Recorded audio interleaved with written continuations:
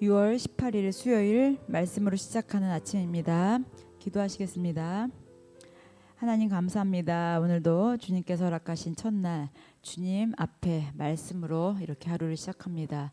주님의 인도하심과 도우심, 함께하심과 동행하심, 주님의 교제하심이 함께하는 날 주님께 맡겨드렸사오니 모든 거 인도하여 주시옵소서. 감사드렸고 예수님의 이름으로 기도드립니다. 아멘. 자, 우리 오늘 창세기 말씀 같이 보시겠습니다. 창세기 19장 23절로부터 29절까지입니다. 창세기 19장 23절로부터 29절까지입니다. 롯이 수알에 들어갈 때 해가 돋았더라.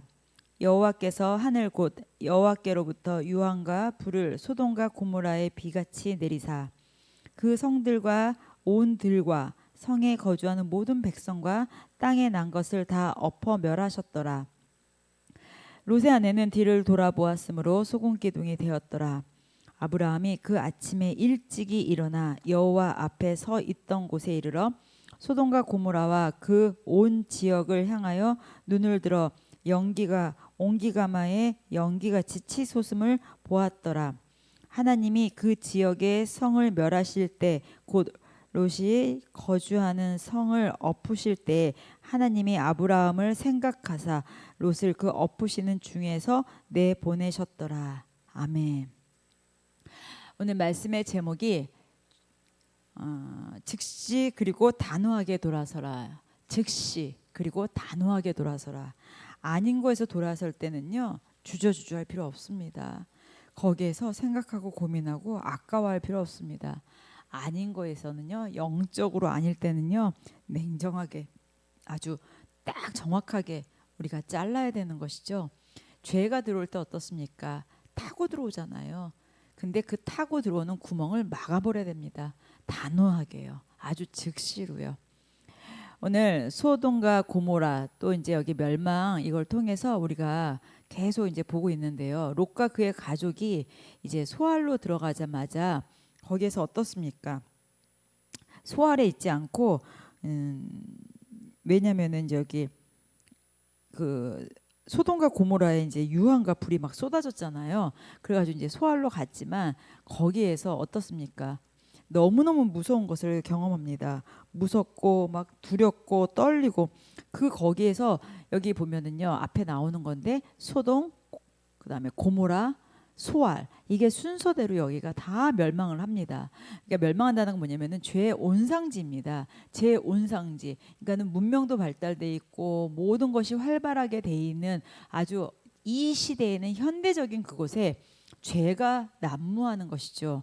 그러니까 우리가 예수님 믿고 대한민국이 이렇게 살게 되었습니다. 정보도 반도체도 모든 것에서 월등해졌습니다. 세상이 살만해졌습니다. 근데 세상이 살만해지니까 어떻습니까? 죄가 더 이상 죄로 안 보이는 무뎌졌습니다.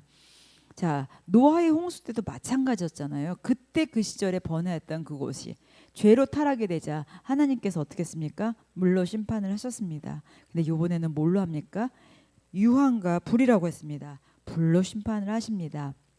그런데 하나님께서는 맨날 심판만 하시네. 하나님은 우리가 멸망하길 원하시나 봐. 아니죠. 하나님은 인내하시고요. 인내가 풍성하십니다. 그래서 참다 더 이상 우리가 타락의 길로 가는 것을 계속 두고 볼 수가 없으셨기 때문입니다. 이렇게 가다가는 후손들에게 자손들에게 끊임없이 죄를 대물림하겠구나. 자, 그래서 이번에는 소돔과 고모라가 그 풍요함과 넉넉함과 번성된 그곳이지만 하나님께서 어떡합니까? 왜? 실상 여기는 죄악으로 물든 곳이었기 때문에 그곳을 멸하십니다. 그래서 더 이상의 사람들이 이 죄로 죄인 줄을 모르는 죄에 묻어진 이곳을 하나님께서는 다 쓸어버리시죠. 유흥으로, 쾌락으로, 거짓으로, 타락으로, 음란으로, 미움으로, 살인으로 서로 물고 뜯으면서 자 이렇게 심판의 결정을 내리기까지 하나님은 끝까지 어떻게 하셨습니까? 아브라함을 통해서 계속 기도하는 자를 통해서 여기 예배드리는 자를 통해서 하나님을 두려워하는 자를 찾으셨습니다. 하나님 두려워하는 자는 뭐예요? 하나님의 살아계심을 믿는 자, 그건 즉 하나님께 예배드리는 자, 다시 얘기해서 주님을 신뢰하는 자죠. 그런 의인을 찾았습니다. 그런데 사람들 중에 어디 의로운 사람이 있습니까? 없습니다.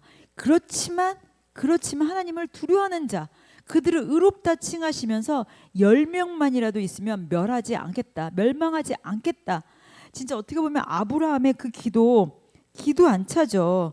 기도 안 차죠. 그런데 거기에서 어떻게 합니까? 끊임없이 하나님은 그걸 봐줍니다. 지금 우리는 풍요와 또 정보가 급속하게 빠른 21세기를 살아가고 있습니다. 믿음의 사람들이 또 많아지고도 있습니다. 하지만 우리 하루하루 더 나아집니까? 믿음으로 영적 성장이 있습니까?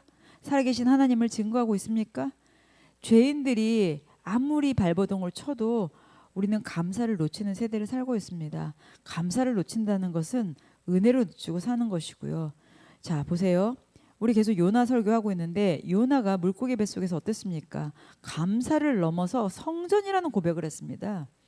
나의 상황이 물고기 뱃속이라면 지금 있는 그곳이 우리가 성전인데 우리는 결핍과 고립 속에서 그것이 오히려 축복인 것을 놓치고 있습니다.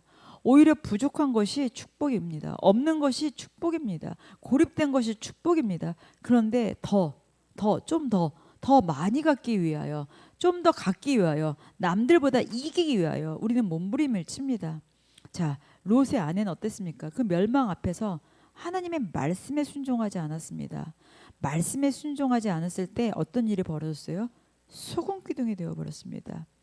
하나님의 심판을 명 내리기 전에 우리는 속히 회개하고 하나님 앞으로 나아가야 합니다. 여호와께 돌아가야 됩니다. 주님 앞에 말씀으로 돌아가야 되는 것입니다. 우리가 하나님의 말씀을 허투루 여기면 안 되는 것입니다. 세상의 쾌락에 빠져서 여기까지는 괜찮아, 이 정도는 봐주실 거야, 아니 어제도 괜찮은데 오늘 뭐 별반 있겠어? 이러면서 괜찮겠지 하지만 오늘 그 멸망의 날이 오늘일 수도 있습니다. 우리가 죄의 길에 있다면 빨리 돌아서야 됩니다. 하나님은 우리의 심판, 하지만 중요한 거는 그 심판 이전에 돌아오기를 원하십니다. 회개하고 돌이키기를 원하십니다. 노아의 홍수 이후에 인내하시고 참으시고 견디면서 여기까지 왔지만 결국 아브라함을 찾아가서 이 일에 대해서, 심판에 대해서 또 말씀하십니다. 이유가 뭐겠습니까? 다시 한번 기회를 준다. 다시 한번 기회를 준다. 끝까지 기회를 주시면서 돌아오기를 애타게 기다리는 우리 주님의 마음을 기억하시기 바랍니다. 세상의 쾌락에 미련을 버리지 못하고 뒤를 돌아봐서 그 롯의 아내는 어떻게 됐습니까? 소금기둥이 되었습니다. 여러분, 롯의 아내를 탓할 것이 아닙니다. 우리의 모습입니다. 이것 때문에 미련이 있어서, 이것 때문에 아쉬워서, 이것만 있으면 될 것 같아서 붙잡고 있는 거 있다면 하나님과 다른 거에서 우선순위, 영적인 거 절대 놓치지 마시기를 예수님의 이름으로 축복합니다. 기도하시겠습니다. 참 좋으신 하나님 감사합니다. 주께서 우리의 모든 삶을 아십니다. 우리의 생활을 아십니다. 그러나 우리가 습관적으로 짓는 죄 속에서 죄가 죄인지 모르고 있는 우리의 모습을 회개합니다. 이제 더 이상 무뎌져서 사는 것이 아니라 롯의 아내처럼 하나님이 하시는 말씀을 허투루 여기는 것이 아니라 주님 하시는 말씀에 네 알겠습니다, 예 그렇게 하겠습니다 하고 바로 순종하는 저희들 되겠습니다. 우리의 삶 가운데 정말 순종하고 나갈 때 주님께서 오늘도 붙잡아 주시옵소서. 감사드렸고 예수님의 이름으로 기도드립니다. 아멘. 오늘도 주 안에서 승리하시고 화이팅 하십시오. 자, 기도하시겠습니다.